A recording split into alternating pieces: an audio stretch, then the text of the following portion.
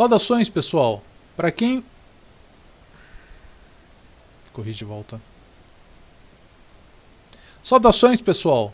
Para quem vê isso de dia, tenha um bom dia. Para quem já passou do meio-dia, boa tarde. E para as pessoas que estão banhadas pela escuridão noturna, boa noite. Mas vamos lá. Antes de prosseguir, deixa eu avisar as pessoas interessadas em operar com os djinns, ou afrancesado para o que acabou no português nomeado como gênios. Conforme orientado no livro Magia Prática com Djinn, que você pode adquirir pelo link logo abaixo aqui na descrição, ok? Solicitaram-me organizar um curso para lidarem com essas energias. Confesso que ainda não estou pronto para treinar pessoalmente algumas pessoas, conforme o método que eu utilizo, pois pode sair um pouco da linha de atividades tradicionais usadas pela maioria. Diante dessa distinção, ainda não tenho um modelo para poder adotar as pessoas interessadas além do que já está escrito.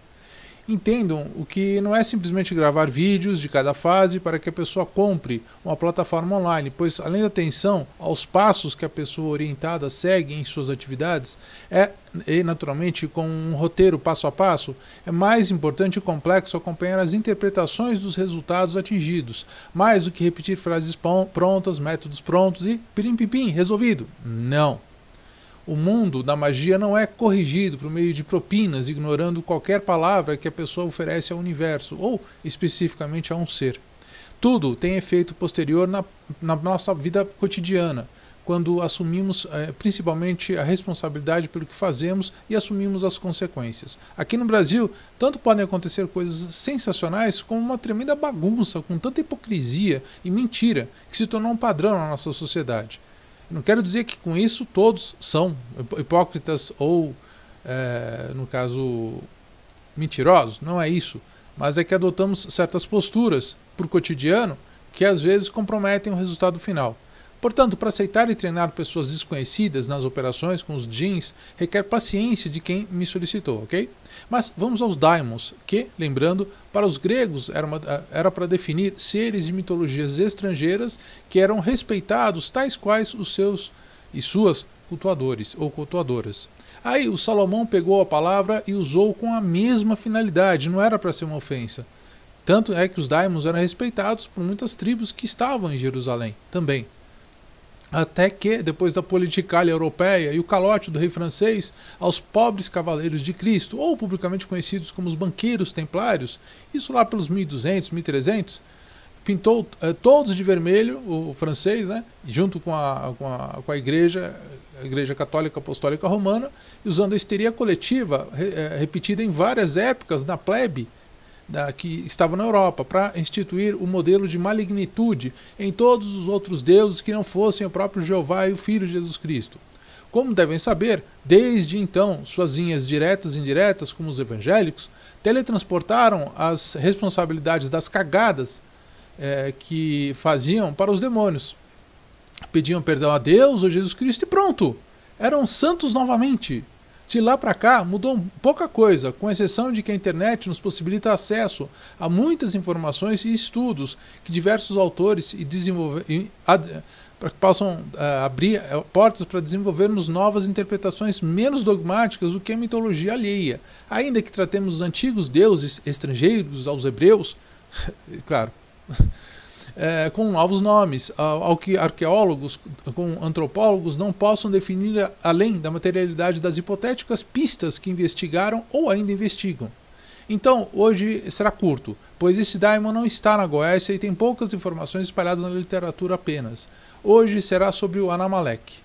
Como que Anamalek é interpretada na demonologia cristã? Na demonologia cristã, Anamalek vem com as variações de Anomilek, Anomilek com Y. É uma deusa síria, mais tarde reivindicada por fontes cristãs como um demônio, adorado ao lado de Adramelech, que eu já havia falado no vídeo antes, o deus do sol. Isso, aquele daimon que havia passado lá, não sei se vocês acompanharam o vídeo anterior, mas se puderem, vejam ele para poder fazer um paralelo. Então, como ela se apresenta ao se manifestar? Conforme a mitologia síria, ela é uma deusa que assume a forma de uma codorna, e é dito que foi adorada na cidade de Sepharvaim, localizado no Eufrates, cerca de 75 km a sudoeste de Bagdá, a 48,3 km ao norte de Opis, onde ela era um ídolo do povo sefarvalita. Alguns rabinos representam Anamaleque sob a figura de uma mula, outros de codorna ou também fazão, mas os estudiosos variam quanto ao gênero, segundo as fontes.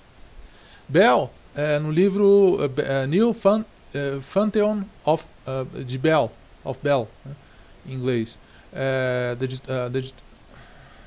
Tem também o livro do Layard, Nínive e seus restos mortais.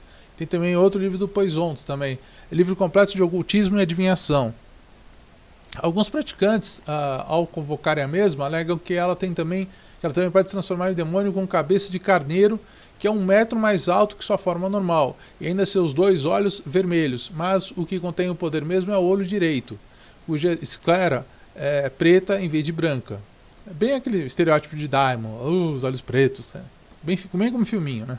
Então, este olho que dá o poder de invocar uma espécie de divindade demoníaca. Para alguns, estes alegam que ela é bastante esperta na sua aparência e ainda tem muito carisma, com a voz de uma mulher sedutora brincando com isso para atrair as pessoas. Segundo esses relatos, pode parecer irreverente, achando a maioria das coisas engraçadas e bastante provocadora para muitas pessoas. Porém, ao invés de se envolver em histórias não possíveis, ela prefere criar essas histórias. Porém, precisamos separar a realidade das fantasias de seus autores. E caso você vá levar dessa forma a trabalhar com Anamaleque. Então, como era feita a adoração da Anamaleque? É meio complicado. Por quê? Porque os serafavitas, eles queimaram seus filhos em homenagem a Anamaleque, com oferendas nos altares dela, acreditando que ambos os deuses, Anamaleque e Adramaleque, Adramaleque no sol e Anamaleque na lua, eram responsáveis pela saúde e bem-estar dos seus rebanhos. Na Bíblia, há uma referência para essa prática horrível. E fizeram com os seus filhos e filhas passassem pelo fogo, e usaram adivinhação e encantamentos, e se venderam para fazer o que era mal aos olhos de Jeová, para provocá-lo à ira. Então, de onde vem o nome Anamaleque? Apesar de ser um daimon obscuro, no seu culto, ela é uma divindade lunar e se diz que foi adorada em Sefarvaum, como eu falei, na cidade assíria. A etimologia de seu nome significava, entre os seus adoradores, bom rei. Essa que era a referência. Não para os cristãos, claro. Ela é associada pelos arqueólogos como possivelmente a filha de Anu, diante de que para os arqueólogos, não para os cultuadores, o seu nome significa Anu é rei. Conforme um artigo que incorpora o texto de uma publicação, agora de domínio público, do Matthew George Easton, em 1897, que foi publicado pela Easton Bible Dictionary, e foi traduzido pelo Nelson e Filhos. Para quem nunca estudou algo fora da Bíblia, vamos lembrar que antes de chegarem e colonizar Israel, os hebreus eram entre vários povos escravos na Suméria, e se uniram para formar o judaísmo como é atualmente, e ainda como escravos cultuavam o Criador com o nome de Anu, pai dos deuses sumérios Enlil. Também é importante lembrar que a religiosidade na Suméria não idolatrava a um ou vários todos poderosos, acariciando o bafo deles, achando que eles são bonzinhos e nos faziam favores. Não. A situação religiosa na Suméria era diferente, pois eles temiam os deuses e faziam os cultos para diminuírem a única coisa que recebiam dos deuses, a fúria. Exato. Então, como consequência dos escravos que, ao se multiplicarem, começavam a se expandir territorialmente além da área que lhes fora dedicado pelos deuses, né? Por isso que era muito comum as tribos, cidades e até os estados entrarem em conflito habitualmente com vizinhos, porque eles expandiam, às vezes um no terreno do outro. Até que o grupo chamado Saco Cheio, e cansado de morrer ou pela mão das fúrias divinas ou pelas espadas dos vizinhos, falaram que era a hora de sair daquela sacanagem geral. Aí um grupo começou a dar o fora para a terra de Inanna, ou Egito, primeiro. Eles não vieram para Israel primeiro. Para só tomarem chicotadas quando não trabalhassem, como era no Egito. Então vocês entenderam que esse conflito de interesses entre os deuses e os hebreus, principalmente pelo papel que os faraós tinham no Egito, de mensageiros de Osíris e demais deuses. Ok? Então, lembremos que Inanna, ou Ishtar, que depois foi conhecido na Babilônia como Ishtar, era uma entre os deuses. Então todos os deuses tinham suas terras. Um pouquinho como passou naquele filme do Aquaman, relacionado aos povos das profundezas do mar. Mas era a mesma coisa que acontecia na Suméria. Cada deidade tinha sua área de domínio, e Inanna tinha o Egito. A partir daí, e como era uma vida mais fácil, ao que parece, os escravos hebreus, a maioria, fugiu para lá. Então Inanna ficou feliz da vida, né? Porque se ela poderia fazer tudo que ela tinha na economia para ficar rica e poderosa, né? Não ela, mas os faraós que se diziam guiados por ela. Mas então vamos entrar na etimologia de Anamaleque. Essa eu consegui achar um pouquinho. Segundo a Wikipédia, Anamaleque, do hebraico, Anamelech, de acordo com a Bíblia hebraica, era uma deusa lunar da Síria e Mesopotâmia, adorada ao lado de seu irmão Adramaleque, uma deidade solar. Existem rumores de que as antigas crenças sumérias eram vistos como um par, ou seja, não se fazia uma coisa separada da outra, eles estavam sempre juntos. Mas é uma visão arqueológica apenas. Ou seja, são teorias que eles tentam expandir como se fosse a verdade, mas gostemos ou não, fica difícil de assimilar duas deidades cultuadas juntas.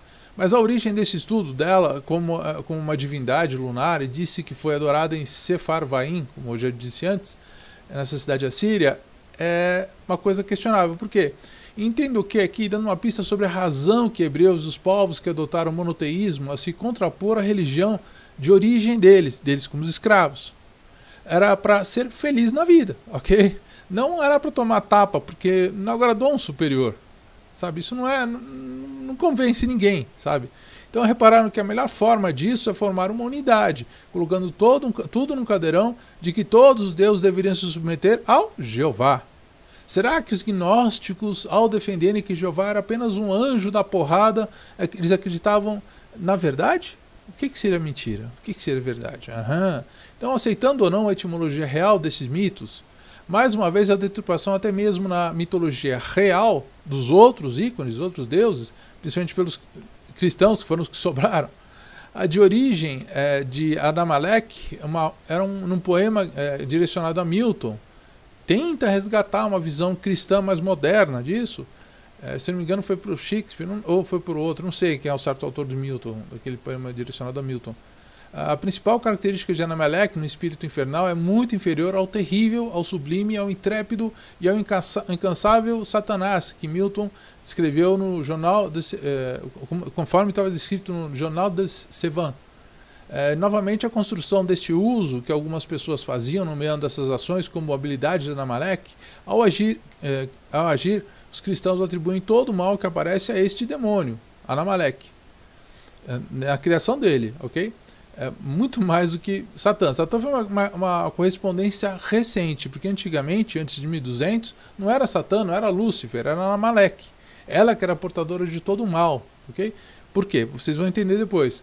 Na ficção, os momentos em que ela aparece, ele, o demônio, ou ela, porque é uma questão meio polêmica se é fêmea ou macho, fazem o mínimo de todo o trabalho, e que a admissão dos agentes intermediários talvez não tenha sido tão importante para a epopeia, que no caso tinha Milton, quanto alguém parece acreditar, quanto Anamaleque fez Caim ver a política e a ascensão de Abel a seu contragosto.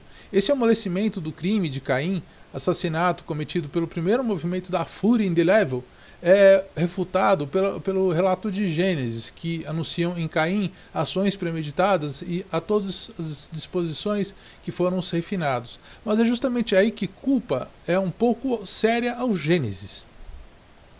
Esse amolecimento do crime de Caim, o assassinato cometido pelo primeiro movimento da fúria indelével, é refutado pelo relato do Gênesis, que anuncia em Caim a ação premeditada a todas as disposições que foram os refinados. Por mais efetivo que seja no agronegócio, Caim encontraria o fráter Abel e o leva à morte, conforme Gênesis 4.8. Então, qual o papel de Anamaleque, caso de origem etimológica dos deuses sumérios que só traziam agonia e sofrimento aos hebreus?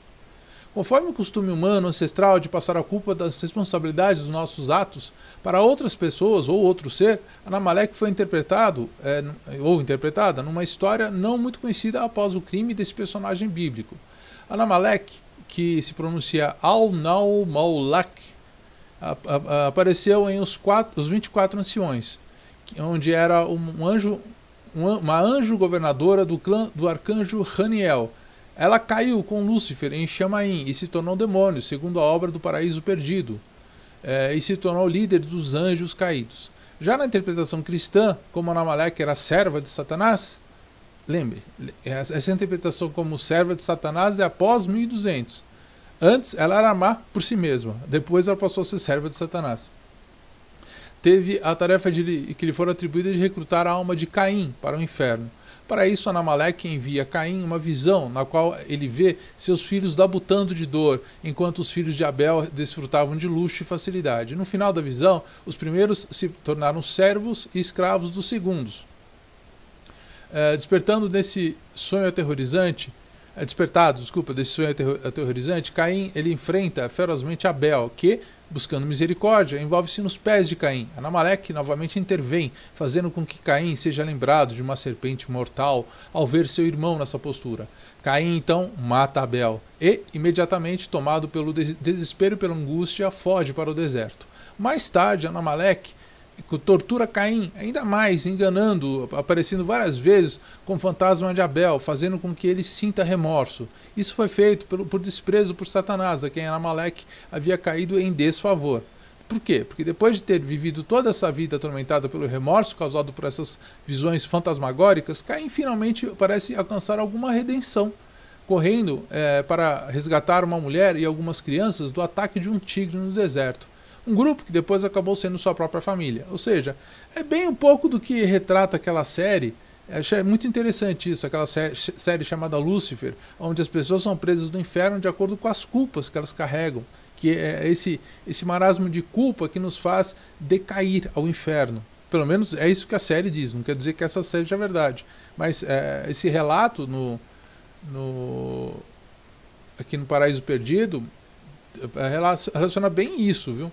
Agora, é tudo uma questão de interpretação, né? Porque hoje em dia o que vinga é só a visão cristã de que o bem e o mal, que eles proclamam que é o que deve ser a porta do inferno ou do céu. Então fica a seu critério aceitar ou não isso. Então vamos ver agora a finalidade, o final aqui. Por que alguém vai querer invocar Anamaleque se está tão relacionado com o mal em si? Por não encontrar o sigilo dessa entidade, eu tive pouco proveito ao usar o nome dela no Petworking. Eu também faço Petworking, viu pessoal? Eu não sou todo poderoso. Eu também faço Petworking e faço algumas perguntas, faço pesquisa também pelo Petworking principalmente. Mas eu obtive algumas informações. Vamos lá. Como orientação bissexual, Anamaleque ela pode ser tanto estar na feição feminina como feição masculina. Ela é convocada como um demônio das más notícias. Na tradição assíria, segundo o The Worst Case Scenario Survival Handbook Paranormal, escrito por David Bourget e Ben H. Winters. Nesse caso, quando necessária, você quer criar angústia, depressão e desespero e para alguma pessoa, pela repetição de imagens e pesadelos contínuos e semelhantes, essa é especialista, ok? Tem um histórico, por assim dizer.